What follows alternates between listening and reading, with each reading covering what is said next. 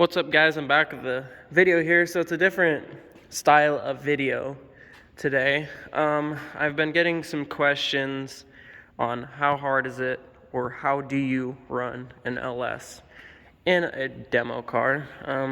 So you got two options pretty much when you run an LS. You can either stick with fuel injection or you can get this carb swap kit. So fuel injection, you could run the stock factory intake, and I've seen people flip them around and bolt them on backwards so the throttle body is in the cab of the car. Keeps that free from getting hit up front or, clearance issues with all this stuff. It just helps get it out of the way. On ours, we're running the carb kit. We have a 6 LS MSD box with a 51 or 5400 RPM rev limiter chip in it, and it's a pre-tuned chip. It's got all the timing curves and everything already in that. We could plug our laptop in and try and tune and all that stuff, but we thought it was just easier to stick with one of those chips. So pretty much you buy this intake kit, you get the MSD box, and if I'm not mistaken, they come with the harness, the wiring harness, to run that. So after that, it's pretty much just a simple plug-and-play system.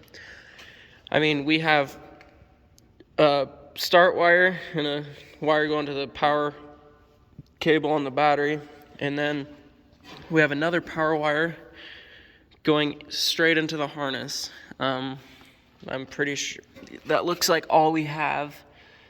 It just main power straight into the system, and then of course we got the grounds and all that. So after that, you pretty much, I know this isn't much help, but it's just a plug and play system.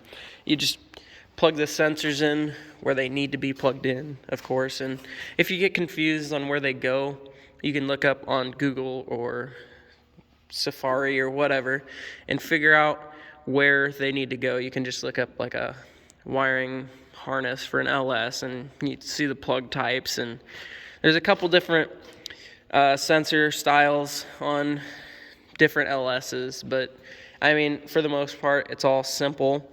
So like on this LS, we're running a Turbo 350 behind it. This is I think it was a truck. There's certain years of LSs that you have to buy a crank spacer so it will work with a torque converter for Turbo 350. And then the bolt holes don't quite line up in the flex plate on the LS and on the converter. You can drill them out, or I use a torch on mine because I'm not a fan of drilling. I just took my time, took a little bit out every time, just so they line up, and throw the bolts in and it's ready to go.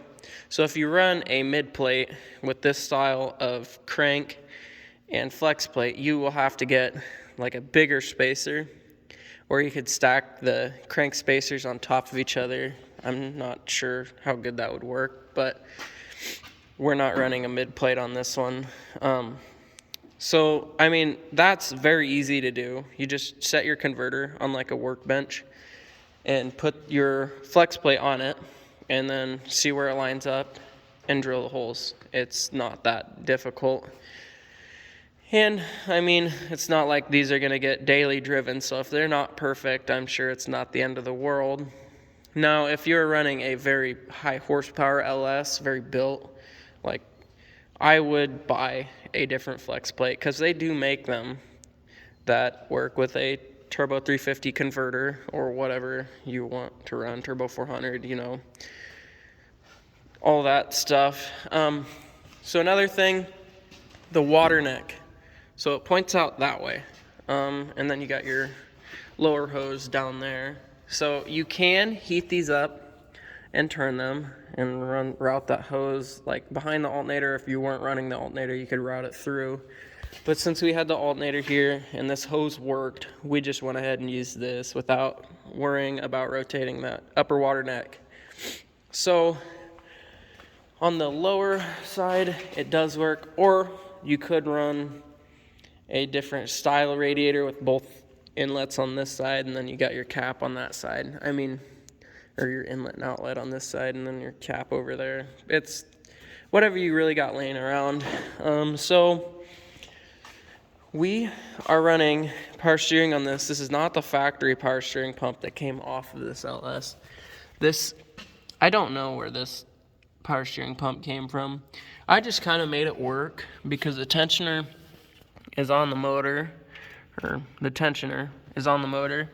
So I just kind of made it work and made sure that I could tighten that belt up with that tensioner. I just ran some angle iron off of our little lower cradle, ran a bolt there, and then had to shave off a rib on this front plate, and then I think I had to grind some other places, but it wasn't too awfully hard.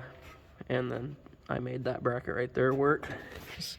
Just a little bit time consuming, but overall it's not impossible. We are running the stock clutch fan. You can get aftermarket fans for these, but I don't think it's worth it. If you got a good stock clutch fan, then you'd be fine with it. Other than that, I did make my own throttle cable bracket. So you can see it's right there. It's just a flat mounting piece that goes right there, and then I made it conform to the intake because it's two different heights. I can get you the camera in there. See, I ran it and made a dip down piece, and there's a bolt right there that bolts up there.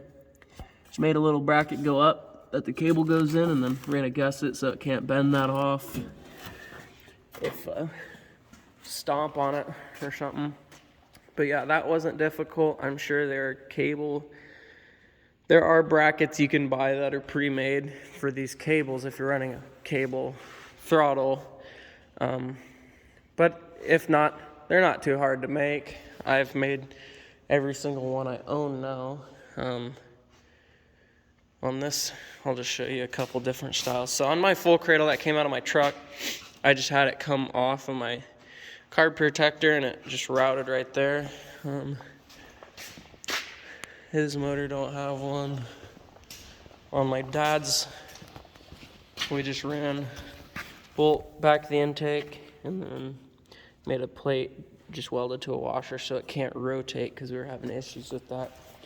And then on this one, it's just the factory little hook for small block Chevy intake. I just put a piece of angle iron up and made that bracket. It's not too difficult. So on this motor, we are running a lower cradle. It was a homemade. They cut it out. The people, I don't remember. They're a couple hours away from us, but they made that lower cradle, and then me and my brother made these for the motor mounts. Made them work for the motor mounts. They're just the two upper pieces and a gusset. But we're just running stock motor mounts on this motor. It's bone stock. Wasn't too difficult, just made sure everything lined up and made sure everything cleared, and it worked. Overall, there's not really much to this. I mean, we do run a 2-barrel carb on this, which is currently sitting on this motor right here. It's just a Rochester 2-barrel, and then we have our carb adapter, and then that carb adapter is for a spread bore. So we have another adapter going from spread bore to square bore. So I mean, just kind of get them little things and mess around with it and get it to work. But other than that, it's not really too hard to get these to run, and I would suggest if you're getting into the sport, purchase a 534860 LS and just run it stock. Well, like carb kit or factory fuel injection.